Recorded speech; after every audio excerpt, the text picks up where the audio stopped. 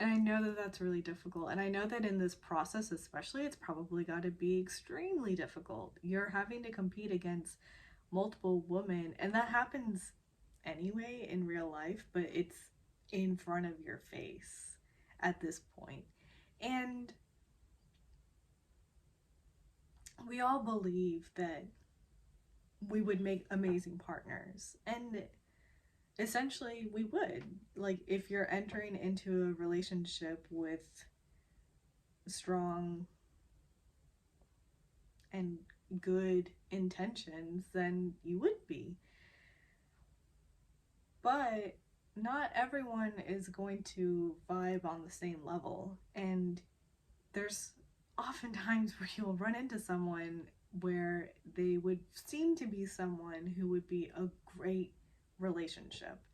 They would be a good partner. But there's just something missing over there. And I have a feeling that's what's happening here with Mara and Clayton.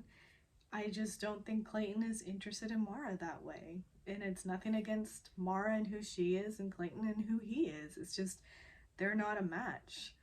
And she's at this point where she just wants him to see who she is and feels that he's wasting his time with other girls who are just not ready for even what he's looking for. And she says as much to his face over here, which I almost couldn't believe that Clayton, I think initially he was just sort of like taken aback at her approach to this conversation. But then in listening to what she had to say, it fed into an insecurity of his that he's going to choose someone who actually is not there for this commitment long term, or for him, or for exploring if it could be him, and was just there for, you know, the fame and getting your face out there and the fun of this experience.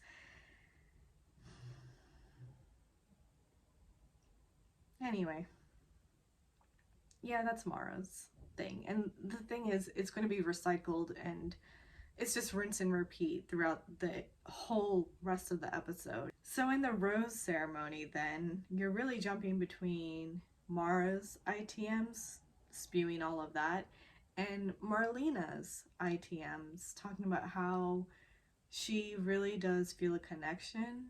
She really wants to explore it further. She doesn't know what's going to happen.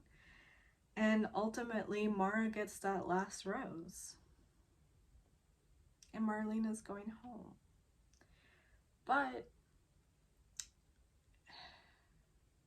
her parting words, it's just so amazing, because her parting words, just through words alone, echo what Mara is saying, but you feel it so much more with Marlena.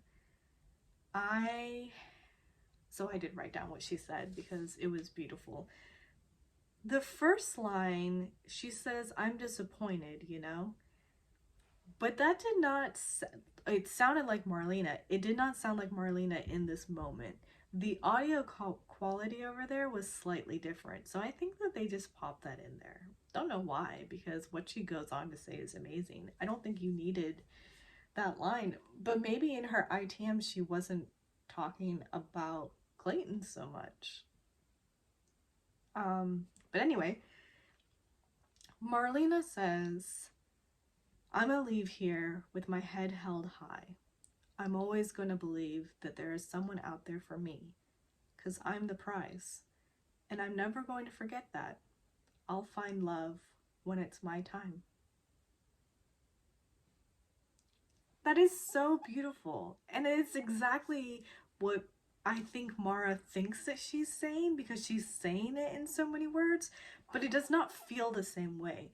What Mara is, how Mara approaches it just sounds like she's telling herself that, like, I am all of this, so choose me. Or maybe it's like manifesting it. That would be great.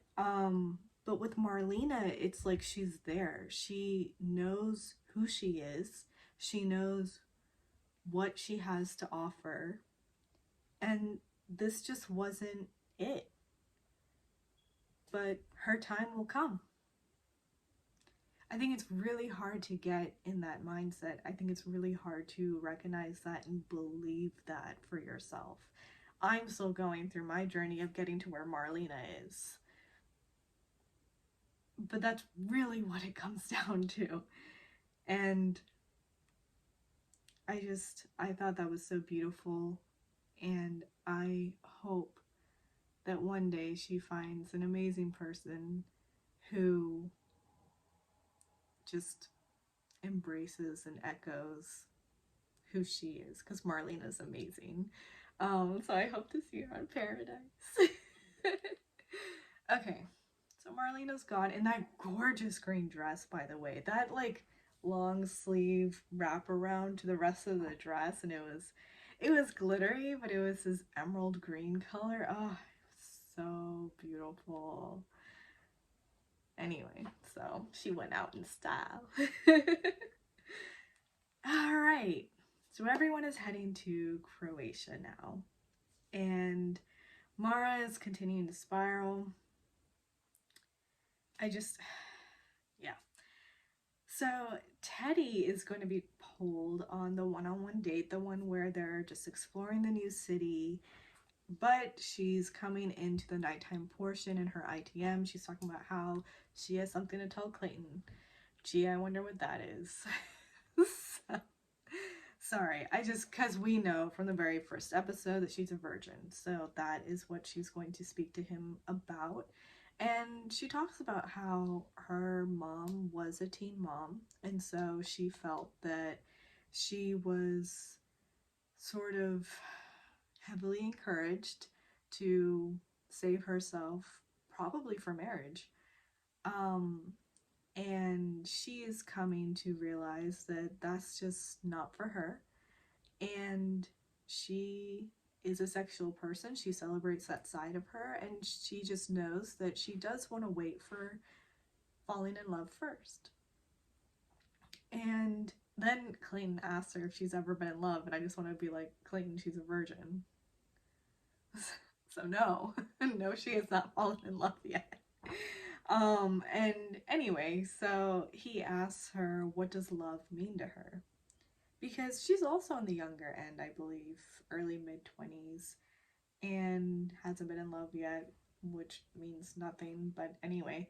So he's asking her, what does love mean to her? And she talks about being with someone that she feels protected, she feels safe, and then she feels that she can openly and unequivocally trust.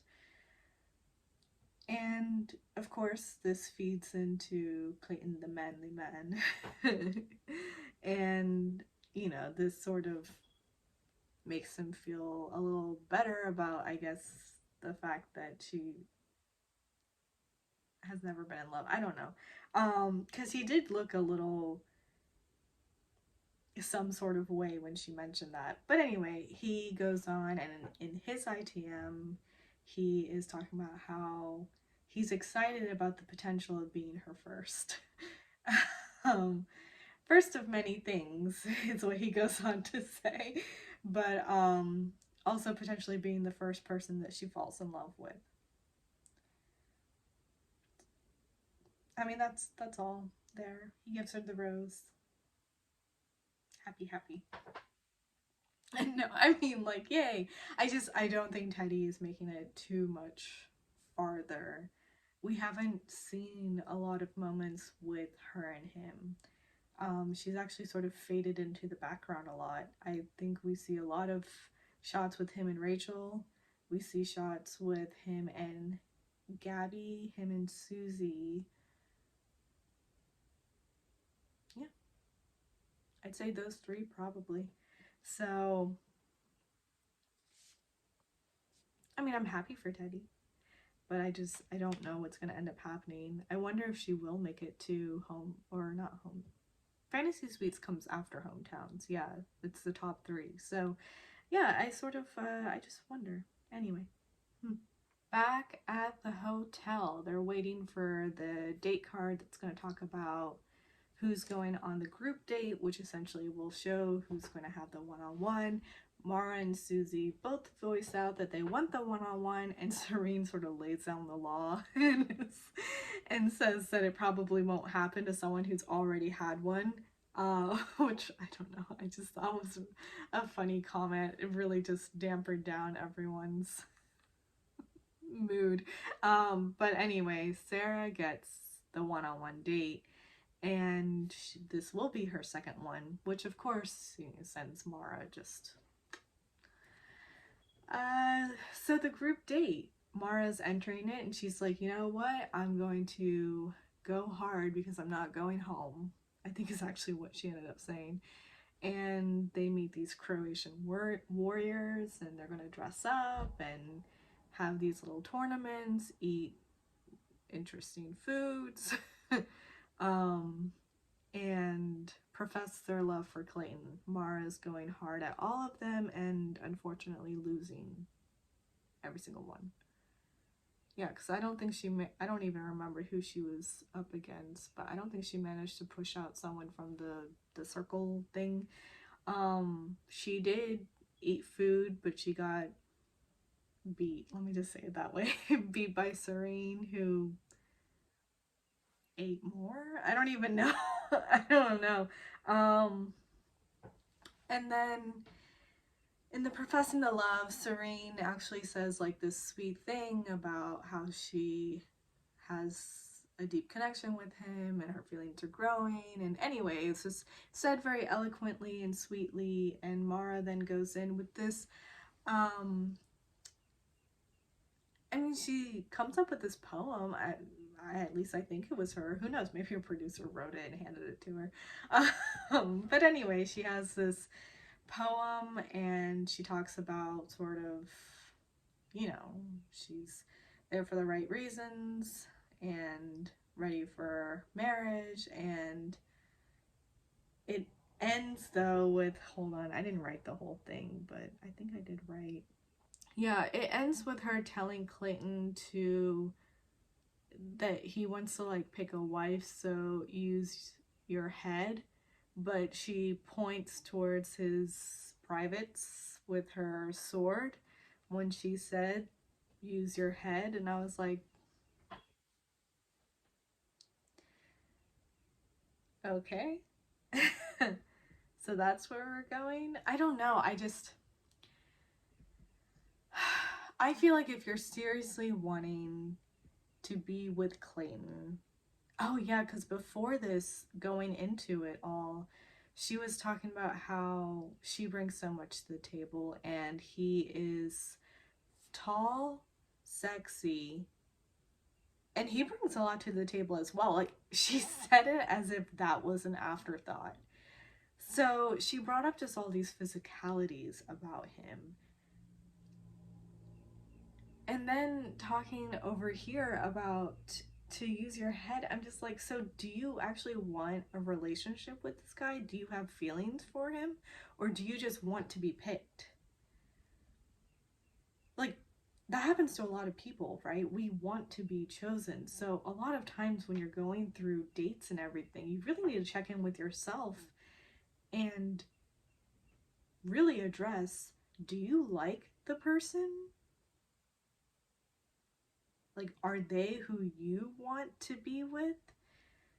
Rather than thinking about, oh gosh, I hope he chooses me. I mean, I know that that's very human, is to be noticed and appreciated and just like chased after. And that's what she wants. And I'm not saying that that's bad. It's just, I don't think she actually likes Clayton. So, in the after party of the group date, Rachel's one on one time with Clayton was interesting.